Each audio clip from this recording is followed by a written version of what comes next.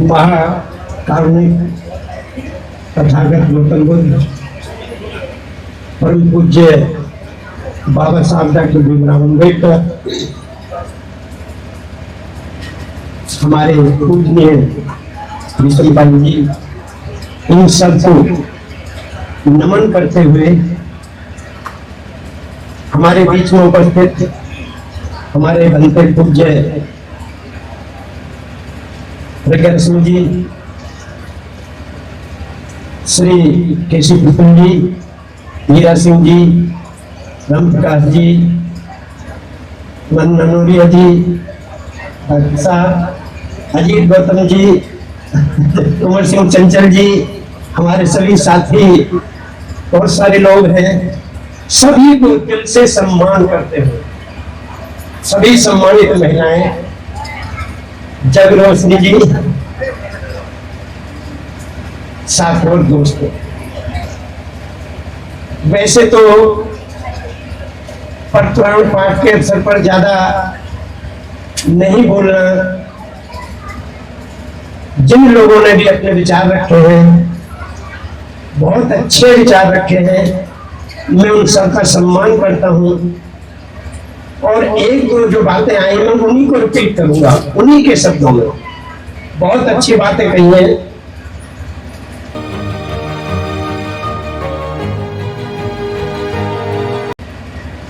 कि जो कुछ भी है, समाज, धर्म, राजनीति, व्यापार, आर्थिक, वो अपनी जगह है, लेकिन अब जो समय सामने आ रहा है वो बहुत खतरनाक समय आ रहा है। अंधकार सामने दिखाई दे रहा है। अगर उस अंधकार को उजाले में बदलना चाहते हो, क्योंकि जो बाबा साहब डॉक्टर अम्बेडकर ने हमें अंधकार से निकाला था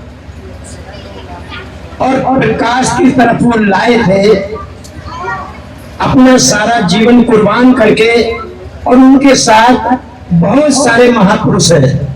भले ही हम ना जानते हो, लेकिन देश के कोने कोने में बहुत लोग हैं जिन्होंने हम लोगों को इन कुर्सियों पर बैठने के लिए अपना पूरा जीवन दांव पर लगाया, बच्चों को दांव पर लगाया।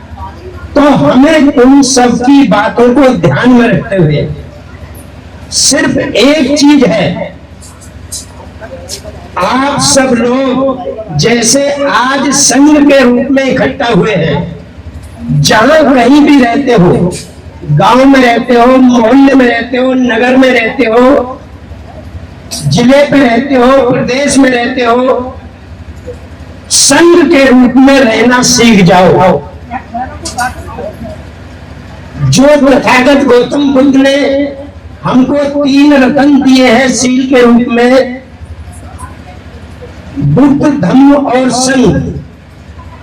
बुद्ध का मतलब गौतम बुद्ध से नहीं है, बुद्ध का मतलब है आपके ज्ञान से, प्रज्ञा से, आपके अनुभव से। अगर आपने उस पर अमल नहीं किया तो गौतम बुद्ध के सामने कितने फूल चढ़ाते रहना, कितने धूप बत्ती, मोमबत्ती, अगरबत्ती जलाते रहना, आपका भला होने वाला नहीं है। अंधविश्वास को छोड़ना पड़ेगा। चंचल जी ने शुरू में कहा, जो अंधविश्वास है अगर इसको नहीं छोड़ा तो फिर हम कहीं के नहीं रहेंगे। बहुत जल्दी जागना पड़ेगा। और दूसरा सील धम्म है। धम्म क्या है? ये धम्म नहीं है। हिंदू धर्म, जैन धर्म, बौद्ध धर्म, सिख धर्म, ईसाई धर्म, इस्लाम धर्म, ये सब दुकान है, दुकान। धम्म तो सिर्फ तुम्हारे पास है, आपका स्वभाव, आपका धम्म है। अग्नि का धम्म है जलना और जलाना। अगर वो जला नहीं सकती तो फिर वो अग्नि नहीं हो सकती। बर्फ का काम है शीतल होना और शीतल करना। अगर वो शीतल नहीं करती तो बर्फ बर्फ नहीं है, कुछ और चीज होगी। इसी प्रकार आपका जो स्वभाव है, इस देश में बुद्ध और महावीर से पहले कोई धर्म नहीं था, सिर्फ पुण्य धर्म और पाप धर्म था। जो अकुशल कर्म करते थे उसको पाप धर्म कहा जाता था, जो अच्छे कुशल कर्म करते थे उसको पुण्य धर्म कहा जाता था। लेकिन इन दोनों के मरने के बाद धर्म की उत्पत्ति हुई। बुद्ध के अनुयायियों ने बुद्ध के बाद बुद्ध धर्म बना दिया। महावीर के बाद महावीर के समर्थकों ने जैन धर्म बना दिया, और उसके बाद ईसाई धर्म, इस्लाम धर्म, एक को देखकर दूसरे की तरह चलते रहे। मैं बुद्ध धर्म का समर्थक हूं, अनुयायी हूं, लेकिन कौन से धर्म का? जो बुद्ध ने धर्म दिया, जो बुद्ध ने दिया। आज जो कागज में है उसमें मिलावट है, क्योंकि जिन लोगों ने बुद्ध को देखा था, सुना था, उन्होंने मौखिक सुना था, लिखा नहीं था। लेकिन उनके मरने के बाद उनके बेटों ने बुद्ध को नहीं देखा, ना बुद्ध को सुना।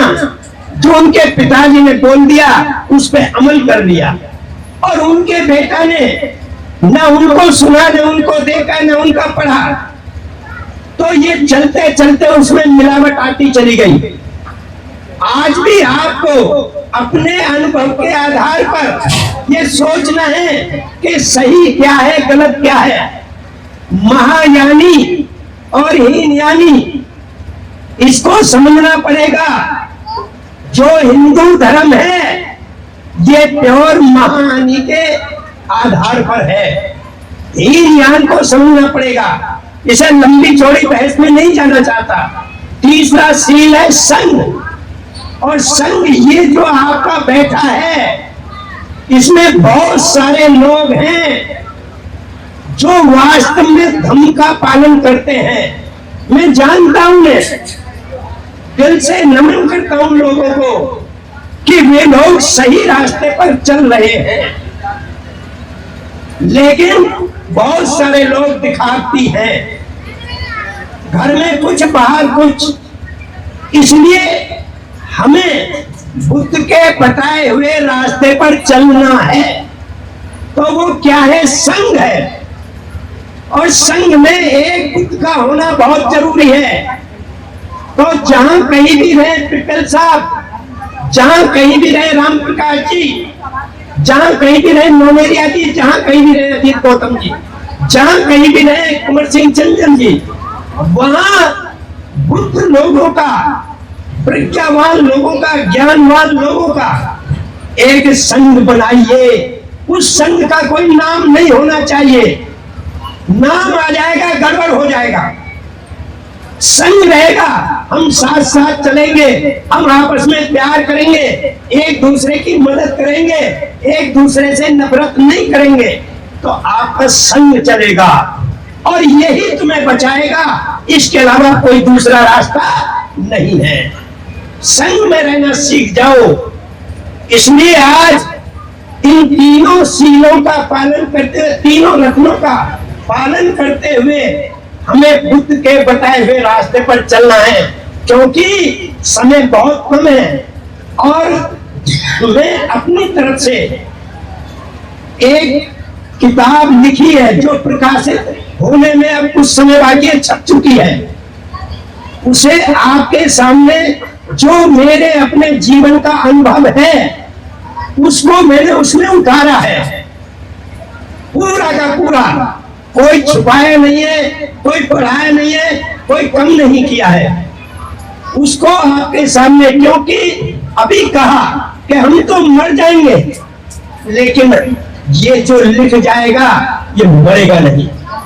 और जो पिपल साहब ने कहा था, चंद्रगुप्त मौर्य और सम्राट अशोक, इस देश में आपको ये सोचना पड़ेगा कि चंद्रगुप्त मौर्य को क्यों पढ़ाया जाता है और सम्राट अशोक को क्यों नहीं पढ़ाया जाता। ये तुम्हें सोचना है, कोई और नहीं सोचेगा, तुम्हारा दुश्मन नहीं सोचेगा। आज सम्राट अशोक से इस देश के मनुवादियों को परेशानी है, बुद्ध से परेशानी है, इनको नहीं चाहते हुए, और तुम अगर इनको लाना चाहते हो, इनका इतिहास बनाना चाहते हो, अमर रखना चाहते हो, तो आप लोगों को कुर्बानी देनी पड़ेगी। जैसे भंते जी ने सही समय पर चीवन लिया था, अब हम बुढ़ापे में चीवन ले भी ले तो इस चीवन लेने से कोई भला होने वाला नहीं है। चीवन लेने की वो समय था जब भंते जी ने चीवन लिया था, तो उस समय से लेके आज तक इन्होंने जो रचनात्मक काम किए हैं, बुद्ध विहार बनाए हैं, वो एक कीर्ति है। इसलिए हमें इनसे सबक सीखना चाहिए। और जो हमारे नौजवान साथी हैं, उनको बुद्ध को पढ़ने के बाद जीवन धारण करना चाहिए, इस समाज को कुछ देना है तो। लेकिन आप सब लोगों से मेरा यही निवेदन है, क्योंकि समय बहुत कम है, फिर कभी मौका मिलेगा आप लोगों को इकट्ठा करेंगे बुलंदशहर में, और उसमें ये सब चीजों पर विचार करेंगे कि हम कैसे सुरक्षित रहे आने वाले समय में। इन्हीं शब्दों के साथ मैं बेटा बहन, चलिए अब जब ये कह देते तो मुझे मजबूरी है, सुनाना पड़ रहा है। बहनों, आपके लिए सुना रहा हूं। एक गांव में शादी होकर आई थी, उसकी सास बोली कि चल बेटा तुझे देवी के दर्शन करा लाऊं, मंदिर में चलते हैं। बहू ने कहा चलो माँ जी। पूजा पाठ का सामान हाथ में लिया, आगे आगे सास और पीछे पीछे बहू चल दी। जब मंदिर के हाथे में पहुंची तो सामने 2 शेर खड़े थे। शेरों को देखकर बहू डर गई। बहू ने कहा माँ जी ठहरो, सामने शेर खड़े, हमें खा जाएंगे, घर वापस चलते हैं। बहू बोली चलो माँ जी। जब आगे मंदिर के द्वार पर पहुंची तो वहां पर गाय के दूध को एक बछड़ा पी रहा था। बहू ने कहा माँ जी ठहरो, देखो यहाँ पर कोई आदमी नहीं है और इस गाय के दूध को इसका बछड़ा पिए जाता है। मैं घर से बाल्टी ले आऊं और इसका दूध निकाल के घर ले चलेंगे। सास ने मारा सिर में हाथ, बोली बहू तो पागल आ गई, मेरा घर का नाश हो गया। अरे तू अंधी है, दिखाई नहीं देता, ये पत्थर की गाय है, पत्थर का बछड़ा है, ले इसकी पूजा करते हैं। पूरे गांव के लोग, बहलोलपुर के लोग सब इसी की पूजा करते हैं, तू भी कर। तो बहू ने कहा माँ जी ठहरो, पहले मेरी बात सुनो। जब पत्थर के हाथी हमें खा नहीं सकते, पत्थर की गाय दूध दे नहीं सकती, पत्थर का बछड़ा दूध पी नहीं सकता, तो ये पत्थर की देवी भी मुझे कुछ देने वाली नहीं है। तो आज जो आप बैठे, आप देवी हो हमारी, आपकी पूजा होनी चाहिए। घर में सास बहू का झगड़ा रहता है, घर में पति पत्नी में झगड़ा रहता है, तो उस घर में कलह रहेगी तो वो घर कभी शांति का अंग नहीं बन सकता। इसलिए आपको अंधविश्वास को छोड़ना पड़ेगा और अपनी जिंदा देवी बहन कुमारी मायावती जी का साथ रहना पड़ेगा। इन्हीं शब्दों के साथ मैं अपनी बात समाप्त करता हूँ। धन्यवाद। जय भीम, जय भारत, नमो बुद्धाय। सबका बहुत बहुत धन्यवाद। पूरे देश के अंदर जहां कहीं भी बहुजन समाज पर एट्रोसिटीज होती है, उस एट्रोसिटीज पर अगर वो व्यक्ति, वो परिवार मेरे पास तक पहुंच जाता है, जिन केसेज में मेरे फोन के जाने के बाद एक्शन हुआ, उस पर रेप केस तक है, कुल्हाड़ी से काटे हुए हमारे समाज के, बहुजन समाज के लोगों को काटा गया, उन पर कार्रवाई कराने का काम किया। ऐसे सैकड़ों मनुवादियों को जेल भिजवा चुका हूं जो मेरे समाज पे, मेरी बहन बेटियों पर अत्याचार करते हैं। मेरे फिल्म प्रोडक्शन हाउस के अंदर अगर कोई आदमी इलेक्ट्रॉनिक मीडिया के अंदर जाना चाहता है या फिल्म लाइन में जाना चाहता है, उसको फ्री ऑफ कॉस्ट ट्रेनिंग में दे रहा हूं और देता रहूंगा। धर्म पढ़ाएंगे आपको, रामायण, महाभारत, गीता, बाइबल और कुरान। दोस्तों, आपको पढ़ना होगा भारत का संविधान। 1984 में काशीराम साहब को ज्वाइन किया मैंने, और उस टाइम में 9th क्लास में पढ़ता था। उनके उस रास्ते पे काम करता हूँ। सामाजिक आंदोलन चलते रहना चाहिए, राजनीतिक आंदोलन चले या ना चले। ना बिकता हूँ, ना मुझे कोई खरीद सकता है, ना समझौता करता हूँ। सिर्फ 18 घंटे काम करता हूँ। जब तक मेरे समाज के, बहुजन समाज के पीड़ित व्यक्ति को न्याय नहीं मिल जाता, तब तक मैं बाबा साहब के विचारों और संविधान पर चलता हूँ। 9810085714। गांव की घटना है, ठाकुरों ने राइफल से गोली चलाई, मारने का प्रयास किया, सिर्फ बारात चढ़त के ऊपर की, इस रास्ते से बारात नहीं चढ़ेगी, ठाकुरों का रास्ता है। सारे चैनल को बोला कि भाई स्टोरी चला दो, किसी कोई चैनल पे स्टोरी चलाने के लिए तैयार नहीं होगा। कौन से बहुजन समाज को न्याय दिलाने की बात कर? काशीराम साहब कहते थे कि मैं किसी की शादी में नहीं जाऊंगा, किसी के फंक्शन में नहीं जाऊंगा, किसी के घर नहीं जाऊंगा, ना शादी करूंगा, ना गए कभी। जो संगठन जो राजनीतिक लोग चला रहे, वो अपने घर में पहले सुरक्षा और बंगला और पैसे का और बड़ी कार का इंतजाम कर रहे हैं। उस पर भी आपको सोचना चाहिए। फिल्म लाइन और इलेक्ट्रॉनिक मीडिया में इस समाज के लोग, जो पुअर सेक्शन है, पुअर कास्ट जिसको कहते हैं, SC ST OBC माइनॉरिटी, एक भी चैनल का कोई भी मालिक इस देश के अंदर आज तक नहीं है। क्यों नहीं है? हमारा चैनल लाइक, शेयर, सब्सक्राइब देखना मत भूलिएगा। इसी के साथ आप लोगों से विदा लेता हूँ। जय भीम, जय भारत, जय संविधान, नमो बुद्धाय।